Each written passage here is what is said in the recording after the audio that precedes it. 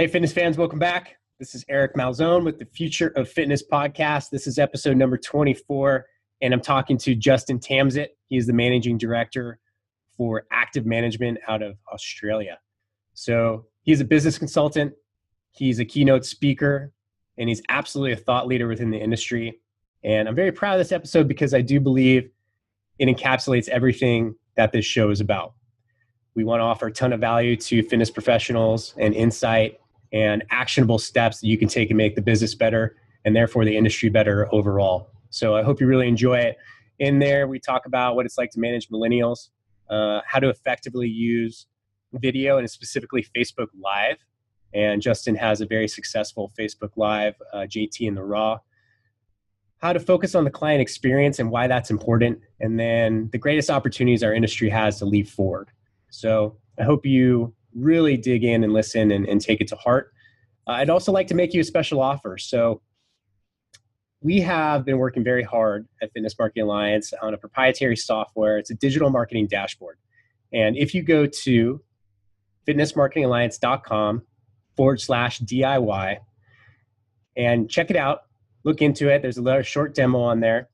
It's got do-it-yourself SEO. It's got a full dashboard showing how your social media and website is performing, what your competitors are up to, how you can take advantage of that. And if you enter the promo code FMADIY, we will waive your $250 sign-up fee. So it's just $99 a month. And trust me, it's worth every penny. So go check it out. It's Fitness Marketing Alliance/DIY. And on to episode number 24 with Justin Tamsett of Active Management.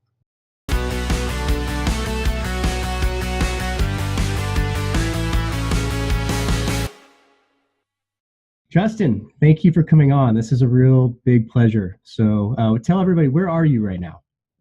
Eric, I am in Venice Beach, and I'm literally one block back from the beach. I'm staying in a hotel that I've never stayed in before. It's a pretty funky little Art Deco hotel, and I'm on my way to Mexico. Right on. And what are you doing in Mexico? I'm doing a keynote for the Ursa and Mercado Fitness Conference. So I've got a keynote there on managing millennials and leadership. And then I've got a second session, which is onboarding members for long-term loyalty. Okay. So one kind of industry-based and one that could be used across multiple industries. Yeah. Managing millennials, that's a whole topic right there we could probably talk about for at least 30 to 45 minutes, huh? Oh, well, I reckon we could probably talk on that for a couple of days. They seem to be this intriguing generation of people. And in fact, as I did my research, Eric, one researcher said the more we focus on millennials, the more we screw it up because they really are just like any other human being, needing the same thing. It's just that we've labeled them differently. Right. Yeah, it's interesting. I mean, I found it difficult during my coaching career to coach millennials because, and you would blame it on certain things. I'm like, maybe that's just the way I was in my 20s. Maybe that's just it. Now we just have a label for it. I kind of wonder that because, the research says they like to know that what they're doing is doing something for a higher purpose. Well, I'm 48. I like to know what I'm doing is for a higher purpose. Right. Millennials like to know the score. They like to know, what's happening in the business and therefore their impact on the business. Well, when I was an employee, I wanted to know that as well. So I do think there is a label there. And I think in general, I actually was listening to a podcast on the flight over today, and they were talking about how weak leadership is, particularly in the sales area, because generally in most businesses, and this was a podcast outside the fitness industry, but in most businesses, we appoint the best salesperson to be the sales manager, or we appoint the best personal trainer to be the personal training manager. And as you know, and many of your listeners would know, that doesn't necessarily make them the best leader.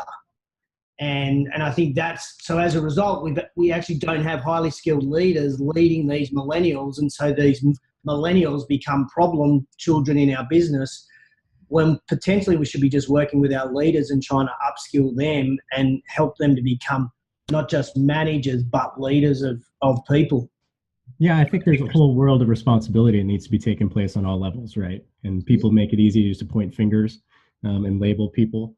Yeah, 100%. I totally agree with that. I think, and that's what I was saying in this podcast, actually, that as owners of our business, we have to take responsibility for upskilling our leaders in our business so that we can improve our leadership within different roles within the business. And as I said, this wasn't to do with the fitness industry, but it certainly resonated pretty strongly for me when kind of analysing our industry. Awesome. Yeah, well, that's interesting. And let's talk about roles, because I know if people want to know what you do, it's pretty easy to find you. I did some due diligence today, and there was plenty of information. There's a ton of videos on you. There's tons of information that you put out there. You provide a lot of great content, but how would you describe your role within the fitness industry? Yeah, I guess I like to consider myself twofold. One is someone who challenges the status quo on how we do things. I just think we've done things historically in our industry, and so we keep doing them the same. And if we keep doing them the same, we're going to get the same results. So I like to challenge how we do things. And from that purpose, I kind of look outside the industry, look at best business practices and go, okay, how can we bring that in? And then I guess twofold is actually be a bit of a thought leader.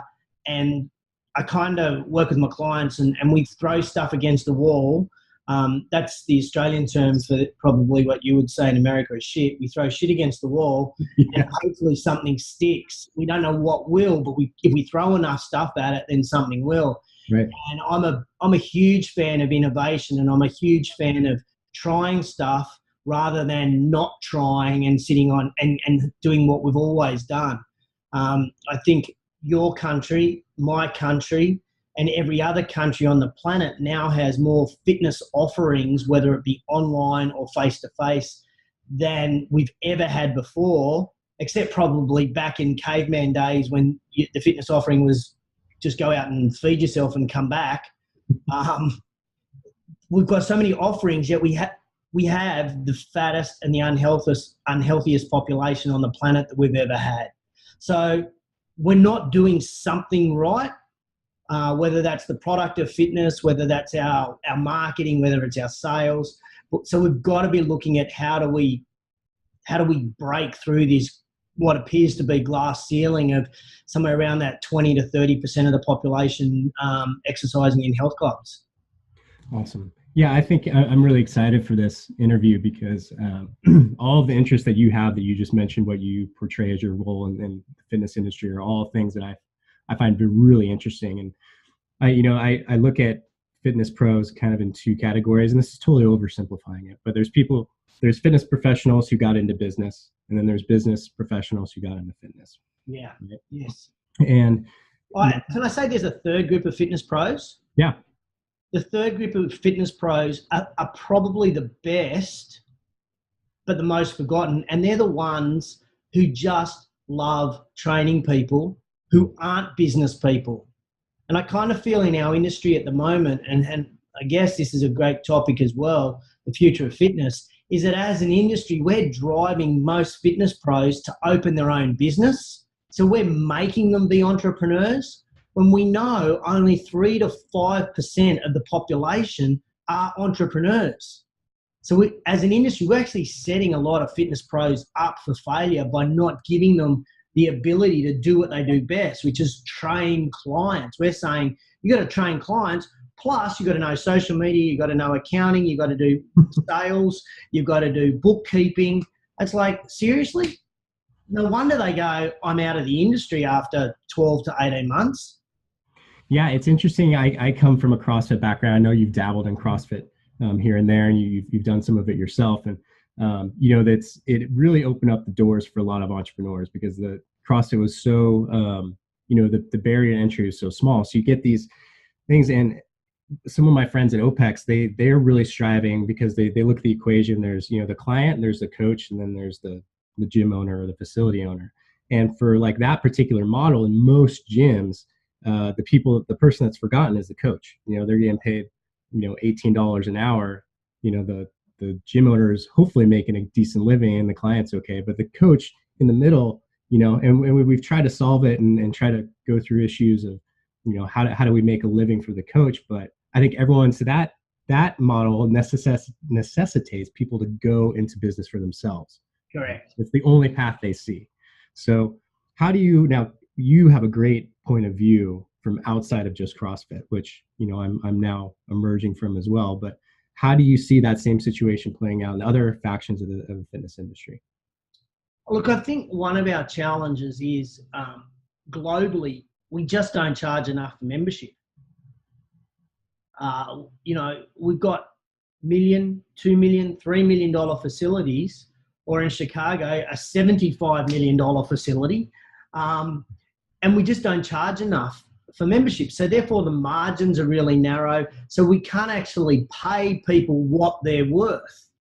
And I think as an industry, we believe, rightly or wrongly, that the cheaper membership is, the greater the penetration will get into the population. But we know that's not true. We know just if something's $10 a month, that doesn't mean that we're going to get the inactive active. It's going to help, but it doesn't mean we're going to do that. We have a brand in Australia and certainly here in the US called F45. And F45 are a functional-based training circuit, fairly rudimentary in programming. And the technicians who would walk in would go, well, this is pretty basic, but the consumer loves it. And in Australia, they charge $55 or $66 a week, which is, I'm going to say, anywhere between 150% more than what most other facilities charge. And they get it. People, there's no price objections. People get it because they get value for money and they get results. And as a result, because they do charge that premium price, they can pay their coaches more. So therefore they're attracting good coaches into their system. So I think as an industry, we really need to look at our pricing structure, which would enable us to, instead of paying that $18 an hour for a coach, to get that to 25 or even $30 an hour for a coach, while we can still make a 20% to 25% return on investment. Yeah, it's interesting because there's no parallel or like standard for what a fitness trainer should make, right? Like you can go like a marketing manager for a .com should make this much, yeah. Or even a teacher should make this much, but there's no set standards for anything for what a fitness pro should make. Have you seen in your vast experience, have you seen the kind of the starting point of what tiers of what fitness trainers should make, or is that still unknown? Well, I guess what I find amusing, says me with tongue in cheek, is the fitness pro business coaches that promote business coaching to make them a six-figure trainer, which is $100,000. And they're rife throughout the world. I don't think $100,000 is that hard to make if you were charging $80 to $100 a 45-minute session. I think where a lot of the fitness pros struggle is they don't charge enough themselves if they're working for themselves for the extra work that they do. And then in the clubs, as club owners, we take for granted the extra work that the trainers do. And so, if a client's a 45-minute sessions a week, well, the trainer's probably working 2 hours a week on the programming for that client. And so therefore they should be charged 2 hours. And look, the same thing happens in my business. As a consultant, people ask me to come and work for them and I'll say, yep, this is how much it's going to cost. And they go, really? And I say, yeah, because you're not just paying for me for the 4 hours that I'm working with you, but for the 4 hours I'm working with you, I've got to do 4 hours prep. So you're actually paying for a whole day of work for me. Oh, I just thought you'd be able to roll it out. No, and that's the same as trainers. They can't just roll programs out. They've got to prep. And I think as an industry, if we want to be professional, then that prep shows how professional we actually are, and we should charge for it. And you never hear a consumer complaining about how much they pay a heart specialist that keeps them alive, or a tax accountant that gets them a tax refund, or a lawyer that keeps them out of jail. We don't complain about those people, but we see them as professionals, and we don't necessarily see our fit pros as fitness professionals. So it sounds like to me, and from my experience and what you're saying too, that perhaps the issue in the fitness industry is the communication of value, right? How are we communicating to our clients, everything that we do and all the energy and the expertise and, all the pieces that go into a well thought out program and then delivery of the program. So have you, with your consulting services, have you come up with, some ways that we can better communicate our value to our customers and therefore increase what we get paid? Look, I think currently in the world that we now live in, which could well change by the time this even goes to air, but I think we're pretty set for the next 12 months. The number one bit of advice I give fitness pros and I give health club owners is to share their value by video. Facebook at the moment love video, and they love promoting video. And if you're giving good content, your fans on your fan page will see that. So for me, it's about positioning. It's about saying, okay, I'm a fit pro. I've just done this course. Here's the stuff that I learned at this course. And I guess it's a bit of a cliche, but I want to turn the invisible into visible. I want to turn all my knowledge and all my experience into something visible and tangible, and the video is going to be one of the best ways to do that. And it's not me on video with my shirt off showing my six-pack. It's me giving the science or the explanation behind why we do what we do in a session, or what our programming strategy is in our club around our small group training, or why we promote that someone does cardio one day, strength one day, and a group fitness class one day.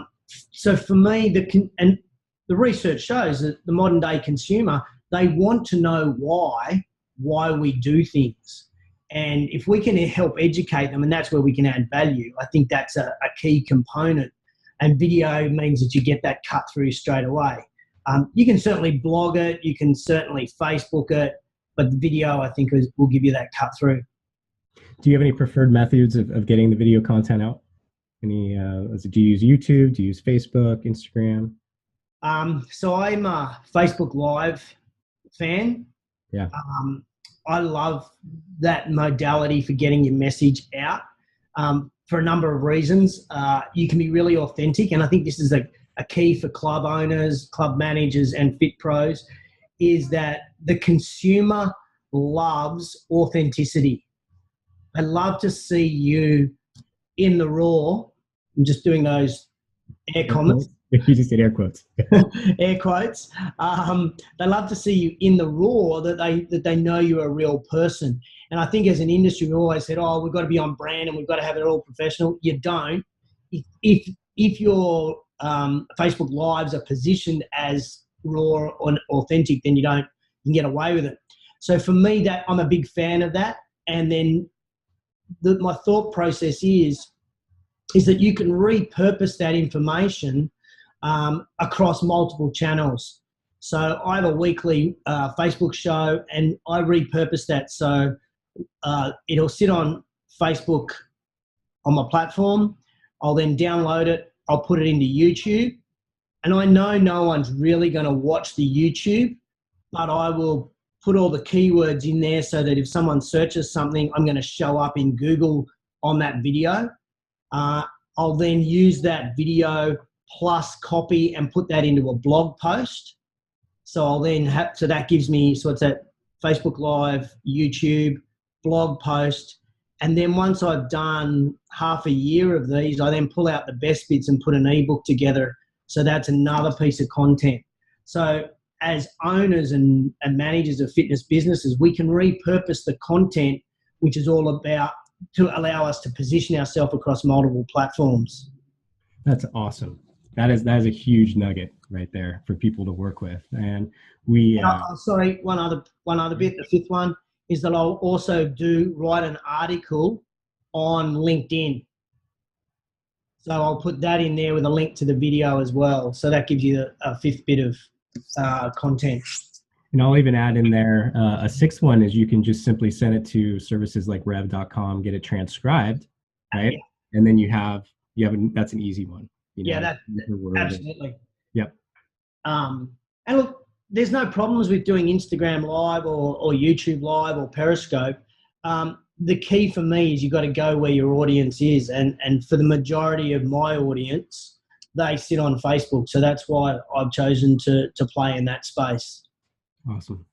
So there's a question I wanted to ask you, Justin, and it's because I think you have a really, really good perspective. When you look at the fitness industry compared to more established industries, right? Where do you think the fitness industry is kind of falling behind or has maybe blind spots that we need to pick it up and kind of and push forward? Well, I think I'm going to say inexperiences. Not inexperiences, but in space experiences. Okay, got it. And I think this has come to the fore really with the boutiques that have popped up. So, when you go to Soul Cycle, you get this whole experience. When you go to Barry's Boot Camp, you get this complete experience, Orange Theory complete, and so on and so on and so on. And yet when we go to most health clubs, or have a session with most personal trainers, it's quite vanilla. There's nothing exciting about it. And I love Seth Godin's definition of remarkable, and his definition of remarkable is worthy of remark. And so I would like to think that as an industry, we can increase the experience regardless of what service we're offering, so that someone has had that workout or that experience in the club, and then it's worthy of remark. It's worthy of them telling somebody about it. Now, the conundrum that we face, Eric, is that we're reducing the labour in most clubs. So we actually can't deliver the experience necessarily with people. And that's the conundrum. It's like the sticking point for someone staying in a club is generally the person on the front desk that meets and greets them with a smile, and now they just swipe themselves into the gym. So as an industry, we've got to get that bit right, and we've got to get that mix right. I don't think we've got it right at the moment.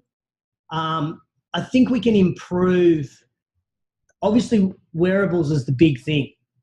Wearables is massive. Everyone's wearing a Fitbit or a MyZone belt, or whatever else, or a Garmin. What have you got on your wrist there? I saw it before. Oh, this is a Garmin. Yep. So you're like everybody else, and I've got an Apple Watch, and I've got MyZone, and I've got Strava, and I track everything. But for the average consumer, when they collect all this data, they don't know what that data means. Right. So they can outsource the collection of the data, but they can't outsource the translation of that data. And other businesses, other industries are translating data and coming back and saying, okay, based on this data, this is what it means for you. So I think as an industry, we can now coach clients and train clients 24 hours a day, 7 days a week, if we could translate all the data that we're collecting on them. So I think that's an area that we're kind of behind other industries on. We collect the data, but we don't know what to do with it. I think we're behind other industries, speaking of data, in relation to our customer relationship management programs, CRMs. When you compare what the average CRM can do in the fitness industry with what Salesforce can do or what Infusionsoft can do, it's chalk and cheese. And I think as an industry, we have, again, traditionally let the suppliers of the CRMs dictate to us what we need. And I think it's about time as an industry we turn the tables and we go back to them and say, this is what we need. The problem is most fitness business owners don't know what they need. They don't know what they don't know. So when you start to play in the space of Infusionsoft and you can see what Infusionsoft can do, you kind of go, wow, this is pretty powerful email marketing that is possible to communicate with people. So I think as an industry, we're kind of behind the 8 ball in regard to our communication with our members and our clients, simply because the CRMs don't allow us that scope and to be able to play in that space. Oh, was that a drone flying by? That was some motorbike going past. Yeah. During my career as a facility owner, I think I went through 4 CRMs, right? And that's the biggest pain in the ass changing them, isn't it? Ooh, it's a nightmare. Yeah. It was a total nightmare and a loss of money. Yeah. Right? It was a ton. It was just a lot. I actually ended up going back to the first one I started with, which was Zen Planner. So out of all of those, I went through 3 different ones. I won't name names, but Zen Planner is where I ended up again. And I totally agree, because I have a friend who's high up in Salesforce, and I always asked him, like, hey man, when are you going to make something for the fitness industry? And like, it's just not even in our radar. It's not even close. And it was a bummer. And you kind of go, the logic for me says, well, Salesforce has got millions and millions of users. Infusionsoft has millions and millions of users. And then XYZ CRM in the fitness industry has a couple of thousand.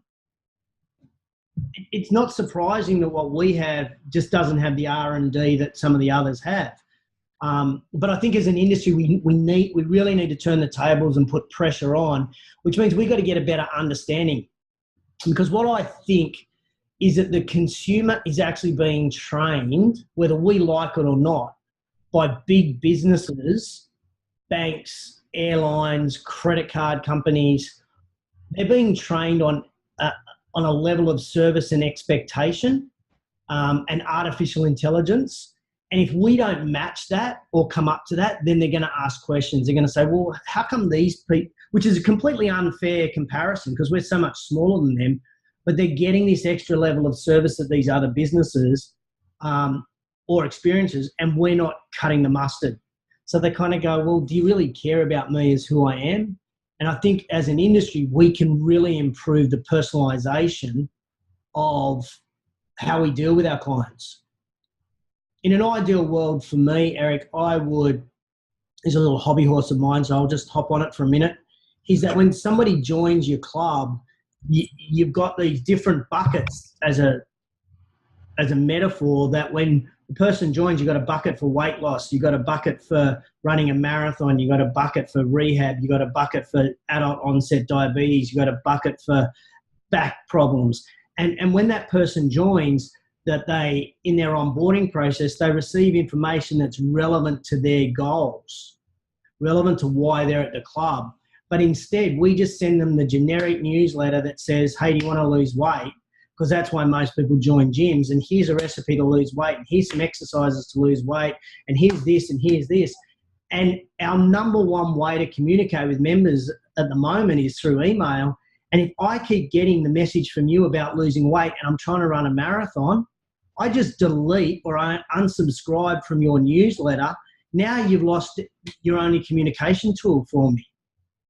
So I just think we've got to improve that. We've got to be able to personalize that because other businesses and other industries are.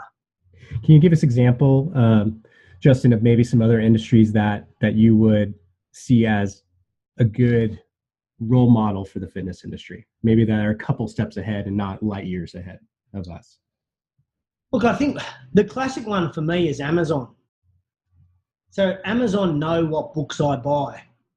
So they either know it by genre or by author. And so like once a week or once every 2 weeks, I get an email from them saying, hey, you bought this book. We think this book might be good for you. You might like to have a look at this book. And to me, I don't think that's pushy sales. I think that's good service. So I think Amazon are a great example, and obviously they're doing some pretty cool stuff in the space at the moment. I actually think most retailers are a good example of what we can look at. I think retail probably, as Gary Vaynerchuk would say, throws too many right hooks. So they're trying to sell too much. But as a bigger picture, that they kind of get it. And in our industry, we throw right hooks all the time. There's no jabs in our industry at all. We're not trying to add value. One thing that's really common in Australia, and I would assume is increasing in commonality here, is text messaging from clubs. Yep. And so text messaging from clubs generally only comes when the club's got a membership sale on. So you don't hear from the club any other time. So it's like, seriously? What about sending me something that says, hey, it's a beautiful day today, why don't you go for a walk? We know you're not a member. Get outside and go for a walk. Right. And that's a jab. It's not that right hook. But if you just keep sending me membership sales, all I'm going to do is just wait for the best sale, and then I'll come along and buy. Yeah, there's no relationship building, right? There's no trust. There's no value. That's an excellent point. So I have kind of a selfish question. You, at the time of this recording, it's October 23rd. You had designated October as Podtober, right? Yep. Podcaster. So why did you designate it that? And then who should be doing a podcast and why? Oh, why? Why did we do Podtober? Had a nice ring to it. Great. It's all about the ring. Look, I think, in all honesty, podcasts in the fitness industry for B2B were fairly rare. There's a few of them. There's not a lot of them. And I think as an industry, and we talked about millennials earlier, millennials kind of get podcasts, but pretty much anyone over the age of 30, 35, I'll say, they don't really know what a podcast is. They don't understand that it's free. They don't know that it sits in your iPhone or your Samsung or whatever.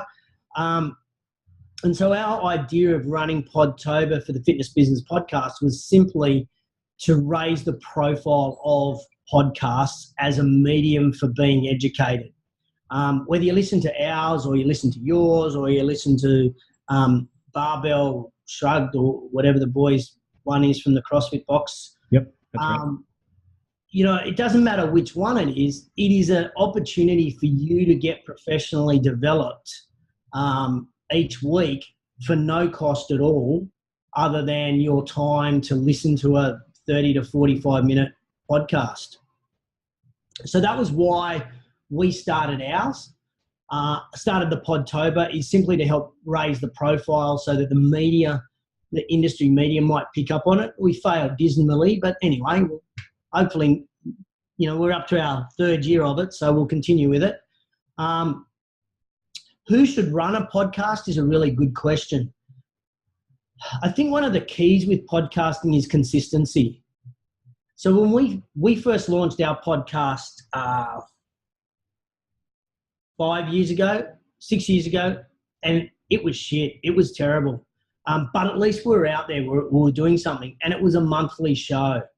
And the problem with something being monthly is that it doesn't stick with people. So we've got to get them in the habit. I mean, if you think of Friends on TV or Sex in the City or all those sitcoms, they're on the same time every week. So people put it in their diary and they have their Friends parties or their Sex in the City parties, and everybody comes over and watches it. So the podcast should be the same. If you're going to launch a podcast, I guess the number one thought for me is that you've got to be consistent. So if you can only do it monthly, well, that's fine, but stick to the same date, same week every month. Fortnightly is great. Weekly is even better. Less than weekly starts to become onerous, and I take my hat off to you, sir, putting them out as quickly as you do. We found weekly works for us. We've got a couple of months where we do 2 a week, and it's just a lot of work in the production. I also think there's a great market for clubs to run podcasts to be able to educate their members on health, fitness, and exercise. But you've got to have somebody who's a champion and who loves doing it. I mean, when we were talking before we started recording, you said how much you love doing podcasting, how much you love interviewing people and leading the conversation. So you'd be perfect in a club, but if there's not an Eric in the club, then and it's my idea as an owner to start running this, it's going to fall on its bum pretty quickly. So, yeah, and I thought when I owned my gym, and when I started, I told you my dismal fail as well when I first started my podcast. But my concept was, I'm just going to highlight my clients, once a week or once a month. And what a great experience that is. Hey, now you can learn about, Joe, who's working out right next to you. Maybe you didn't know what they do, what they're interested in. They have 3 kids, whatever else it is, and just highlight those people and how fun that would be. And I think it's a great thing. I mean, it doesn't have to be a 30, 45-minute podcast. It actually doesn't even have to be that complicated. You can just jump on Zoom like we're doing right now, right? Record it, and then you don't even have to edit it, really. You don't have to. If you want to have, do a lot of them, you should be editing it. But I think it's a great tool just to have a reason to talk to somebody one-on-one with no cell phone, with no nothing, right? That's the cool part about it, what I really enjoy about it. Justin, I'm curious too, because you touched on technology. Oh, go ahead. 2 thoughts on what you just said. Please. The first one is going back to Facebook Live. Mm-hmm. There's no reason why you couldn't do a Facebook Live and then turn that into your podcast. Right. So there's another repurposing of the same interview. Like we're about to launch, I think in January, we'll launch a JT in the Raw podcast, which is just going to be a replay of all of my JT in the Raw Facebook Lives. So you're just reusing it again. And I think there's a huge advantage to that. The other point that I was going to make, and you were saying it doesn't have to be complicated.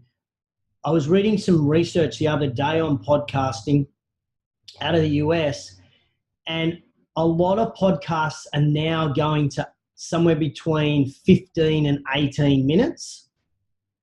And the reason why they're going to that length is they've discovered that's the average length of commute for an Americans. Oh, wow. And what happens is those that like to listen to podcasts, is they'll look at it and they'll go, oh, this podcast is 35 minutes and my commute's 15. I'm not going to listen to it. So they're actually losing listeners because of their length. And I was like, wow, that's really interesting research. And, our podcast has been sitting around that 35 to 40, maybe 43 minutes. We're working really hard to bring it back to 28 to 30 minutes. So for club owners or fit pros, a 12 to 15 minute podcast would be just damn perfect. That's great. And it probably has occurred to me, but now that you said it, it really occurs to me, because when I listen to most of my podcasts, it's usually when I'm doing some kind of rhythmic exercise, right? Whether it's going for a run. So I always pick something. I don't run that long. So it's probably, anywhere between like 30 and 45 minutes, I'll look for that. And if it's anything under, so everyone probably has their sweet spot, right? Of how long they want to listen to the podcast or how long they want to listen to. And what's funny is I think we just came up with 7 reasons to do a Facebook Live, right? 7 ways to repurpose, and that's pretty awesome. And actually, if people want to go to it's a fitness business podcast, and you did one that I listened to last week on doing a Facebook Live, and some tactics and tips that you have for that, which I found to be very powerful, because my business partner and I do it as well for a closed group that we have. Look, I'm happy to. I can send you that you can put in your show notes and give to your listeners a free download of an ebook that I wrote, which is the hottest tips to Facebook Living. Yeah, that'd be great. That'd be awesome. I'll send that to you. Now, because we are kind of getting to the 40-minute mark, Justin, tell us where, well, first of all, I don't think we even got into it, but, what's the name of your company and where do people find you? And where can people get more JT? Yeah, look, Active Management, activemgmt.com.au is my company. We have an online membership really focusing on the business side of things and providing resources and assets so that we reduce the stress for club owners, club managers, and fit pros to running their business. We give them marketing tools, we give them management tools, and we do some professional development stuff as well in relation to videos. So that's probably the easiest place to find me. But generally, if they just Google Justin Tamsett, there's a good chance something will come up where they'll hopefully get some value to help their business. Awesome. Well, Justin, I mean, I barely scratched the surface with all the things that I wanted to ask you. So I appreciate your time, man. My pleasure. Yeah, this is really great. You have a wealth of knowledge, and what I really respect too is that you work with all factions of the fitness industry. You know, not just the silos that people find them in, whether it be CrossFit or whether it be yoga or whether it be everything. You kind of bring all that knowledge and apply it to the whole industry, which I find to be a bit rare and incredibly cool. So thank you. Yeah, keep it up, man. Really appreciate it. And yeah, thank you for your time and best of luck on your trip going down to Mexico. And I'm sure you'll crush it. Thank you, sir. Much appreciated. All right, brother. Thanks. Thank you for listening to this episode of the Future of Fitness podcast and webinar series. We're working really hard here to keep great content coming out, and we'd like to express our gratitude by offering you a free 7-day marketing crash course. So here's how you can claim it. If you go to fitnessmarketingalliance.com/free gift, FREEGIFT, and you enter the promo code FITMARK, FITMARK, you can claim it that way. The other way is you can text us. So you can text the phone number 805-619-5550, and you text the word FITMARK, FITMARK. So thank you. Keep listening. Go claim that offer. It's a ton of value. And if you ever want to get a hold of me, or if you have suggestions for guests, topics, or anything else, or if you just want to ask me questions, I always respond. You can reach me at Eric, ERIC, at fitnessmarketingalliance.com. And keep listening. We have a lot more coming down the pipe, and we'll make sure that we're keeping the value great for you guys. And farewell till next time.